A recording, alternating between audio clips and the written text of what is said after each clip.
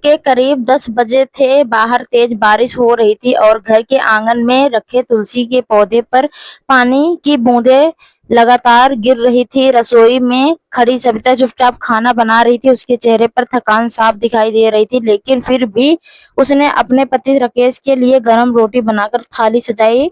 तभी दरवाजे पर जोर से आवाज आई। राकेश की बहन रीना गुस्से में अंदर आई और आते ही बोली, भैया कब तक इस औरत को सिर पर बैठाकर रखोगे? यह तुम्हारे लायक नहीं। इसकी वजह से घर की खुशियां खत्म हो गई है। रीना की बातें सुनकर सविता की आंखें भर आई, लेकिन उसने हमेशा की तरह चुप ही रहना सही समझा। शादी के बाद से ही रीना को सविता पसंद नहीं आती थी। वह हर छोटी बात पर सविता को नीचा दिखाती और राकेश के कान भरती रहती थी। धीरे धीरे राकेश भी अपनी पत्नी से दूर होता चला गया। जो आदमी कभी सविता के बिना एक पल के लिए नहीं रहता था, वह अब उसकी तरफ से ठीक देखता नहीं था। सविता ने इस घर को अपना सब कुछ मान लिया था। उसने अपनी खुशियां, अपने सपने और यहाँ तक कि अपनी नौकरी भी छोड़ दी थी, ताकि वह घर और परिवार को संभाल सके। लेकिन उसे बदले में सिर्फ ताने और अपमान ही मिले। रीना हर दिन नई नई बातें बनाकर राकेश को भड़काती रहती। भैया, यह औरत तुम्हारे लायक नहीं है, परिवार से दूर कर रही थी। इसकी नजर तुम्हारी कमाई पर है। इसे घर से निकाल दो, तभी तुम्हारी जिंदगी सुधरेगी। एक दिन रीना ने झूठा आरोप लगा दिया कि सविता ने उसके गहने चुरा लिए हैं। बिना सच जाने राकेश आकर बबूला हो गया। उसने सविता को सबके सामने बहुत अपमानित किया। सविता रोते हुए कई बार कहती रही, मैंने कुछ नहीं किया राकेश, मैं झूठ क्यों बोलूंगी? लेकिन उस दिन राकेश के दिल में बहन की बातें पर पर्दा पड़ा हुआ था। उसने गुस्से में सविता का हाथ पकड़कर और दरवाजे तक ले जाकर बोला, निकल जाओ मेरे घर से, तुम्हें हमारी शक्ल नहीं देखनी है। बारिश की असली काली रात में सविता बिना कुछ बोले घर से निकल गई। उसके हाथ में सिर्फ एक छोटा सा बैग था और आंखों में टूटे हुए सपने का दर्द। सड़क पर चलते हुए उसे बार बार अपनी शादी का दिन याद आ रहा था, जब राकेश ने उसका हाथ थामकर 7 जन्म तक साथ निभाने का वादा किया था। आज वही इंसान उसे बेघर कर चुका था।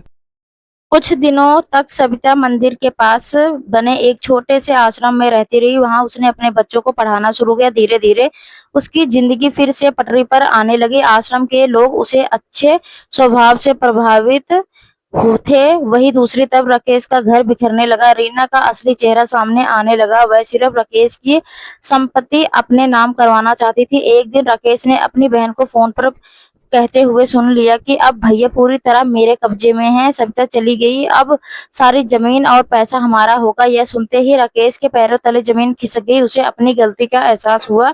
उसे याद आया कि सविता ने हमेशा उसके परिवार को अपना परिवार माना था। उसने कभी किसी से ऊंची आवाज में बात तक नहीं की थी। फिर भी उसने अपनी पत्नी पर भरोसा करने के बजाय बहन की बातों पर आकर विश्वास कर लिया।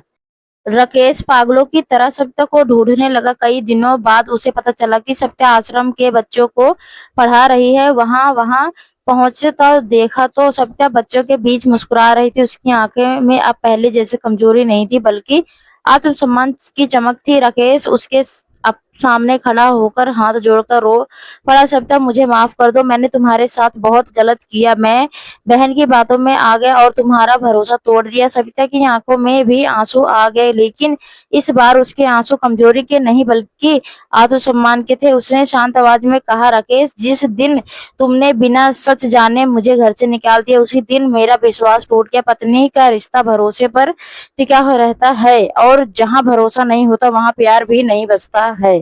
राकेश सिर झुकाकर खड़ा रहा। उसे समझ आ चुका था कि उसने अपनी जिंदगी की सबसे बड़ी गलती कर दी है। जिस पत्नी ने उसके लिए सब कुछ छोड़ा, उसी को उसने बेघर कर दिया। उस दिन सविता ने वापस उस घर में जाने से मना कर दिया। उसने फैसला किया कि अब वह अपनी पहचान खुद बनाएगी और किसी के सहारे नहीं जिएगी। आश्रम के बच्चों के साथ उसने अपनी नई दुनिया बना ली। कहानी हमें यह सिखाती है कि रिश्ते दूसरों की बातों से नहीं, भरोसे और समझ से चलते हैं। जो इंसान अपने जीवन साथी पर विश्वास नहीं करता, वह एक दिन सब कुछ खो देता है। सविता के इनकार के बाद राकेश पूरी तरह टूट चुका था। आश्रम से बाहर निकलते समय उसकी आंखों में पछतावा साफ दिखाई दे रहा था। बार बार पीछे मुड़कर सविता को देख रहा था, लेकिन सविता अब पहले वाली कमजोर और सहमी हुई औरत नहीं रही थी। उसने अपने दर्द को अपनी ताकत बना लिया था। आश्रम के बच्चे उसे दीदी कहकर पुकारते थे और उसके चेहरे की मुस्कान अब उन्हीं बच्चों में खुशियों में बस चुकी थी। उधर राकेश जब अपने घर लौटता तो उसे हर कोना सूना लगने लगा। वही घर जहां कभी सप्ताह की हंसी गूंजती थी, आज बिल्कुल वीरान हो चुका था। रसोई में अब वह स्वाद नहीं था, आंगन में अब वह अपनापन नहीं था, और सबसे बड़ी बात, घर में अब शांति नहीं थी। रीना अब खुलकर अपने रंग बिखरने लगी थी। वह हर छोटी बात पर राकेश से पैसा मांगती, घर के सम्मान बचाने की लगी और रिश्तेदारों के सामने भी राकेश का अपमान करने लगी। धीरे धीरे राकेश को समझ आने लगा कि जिस बहन की बातों पर आकर उसने अपनी पत्नी को घर से निकाला, बहन उसके घर को बर्बाद कर रही है।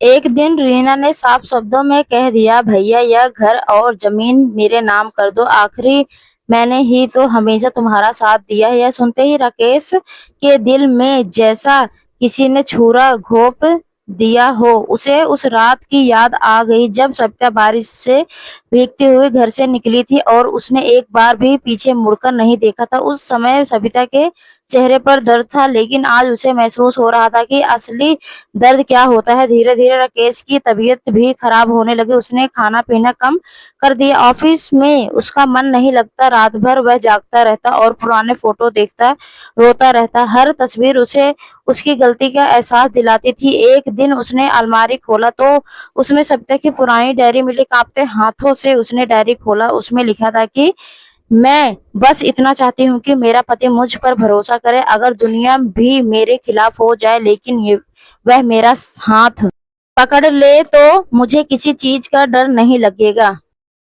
यह पढ़ते ही राकेश जोर जोर से रोने लगा। उसे समझ आ गया कि उसने सिर्फ अपनी पत्नी नहीं खोया, बल्कि उस इंसान को खो दिया जिसने उसे दिल से चाहा था। कई कुछ महीनों बाद आश्रम के एक बड़ा कार्यक्रम रखा गया।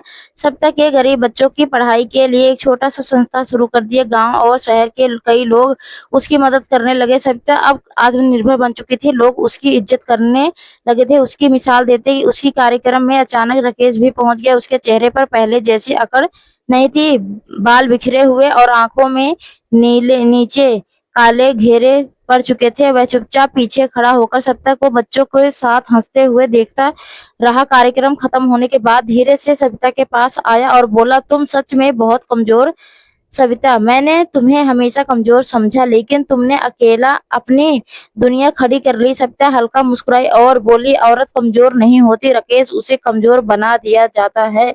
जब उसके अपने ही उसे ठुकरा देते हैं तब वह टूटती जरूर है, लेकिन अगर वह खुद को संभाल ले तो फिर भी दुनिया की कोई ताकत उसे हरा नहीं सकती। राकेश की आंखों से आंसू बहने लगे। उसने कहा, क्या मुझे दूसरा मौका नहीं मिल सकता? सविता कुछ देर शांत रही, फिर उसने आत्मसम्मान की तरफ देखा और बोली, कुछ रिश्ते टूटकर फिर जुड़ जाते हैं, लेकिन उसमें पहले जैसा बात नहीं रहती। तुमने मुझे उस वक्त छोड़ा जब मुझे तुम्हारी सबसे ज्यादा जरूरत थी। उस दर्द ने मुझे अंदर से बदल दिया। राकेश समझ चुका था कि अब सिर्फ माफी मांगने से सब ठीक नहीं होगा। उसने सविता से कोई जिद नहीं की। वह चुपचाप वहां से चला गया, लेकिन इस बार उसके दिल में एक नई सोच थी। उसने फैसला किया कि वह अब अपनी गलती सुधारने के लिए दूसरों की मदद करेगा और कभी किसी रिश्ते को दूसरों की बातों में आकर नहीं तोड़ेगा। समय बीत गया, सत्ता की संस्था बड़ी होती गई, गरीब बच्चों की जिंदगी बदलने लगी और लोग उसे सम्मान से देखने लगे। वही राकेश भी धीरे धीरे बदल गया। उसने अपनी बहन से दूर बना लिया और अपनी जिंदगी को सही रास्ते पर लाने की कोशिश करने लगा। कई साल बाद एक दिन राकेश फिर आश्रम पहुंचा। इस बार उसके हाथ में फूल नहीं बल्कि कुछ किताबें थी। उसने इन किताबों को बच्चों को देते हुए कहा, शायद मैं अपनी गुनाह पूरी तरह कभी नहीं मिटा पाऊंगा, लेकिन अगर किसी बच्चे की जिंदगी बेहतर बन सके तो शायद मुझे थोड़ा शांति मिल सकती है। सविता दूर खड़ी यह सब देख रही थी। उसके चेहरे पर खाली मुस्कान थी। उसने महसूस किया कि जिंदगी इंसान को बहुत कुछ सिखा देती है, कभी दर्द देकर तो कभी किसी अपने को खोकर, लेकिन जो इंसान अपनी गलती समझ ले वही सच में बदल पाता है। तो दोस्तों, आपको यह कहानी कैसी लगी कमेंट करके जरूर बताइएगा। अगर आपको यह कहानी पसंद आई तो इसे लाइक करें और अपने दोस्तों के साथ शेयर करें। आगे भी ऐसी रोमांचक कहानियों के लिए हमारे चैनल को सब्सक्राइब करें और बेल आइकन दबाना ना भूलें, ताकि आप हमारी कोई भी कहानी मिस न करें। धन्यवाद दोस्तों, आपका दिन अच्छा हो। जय श्री श्याम, हारे के सहारा।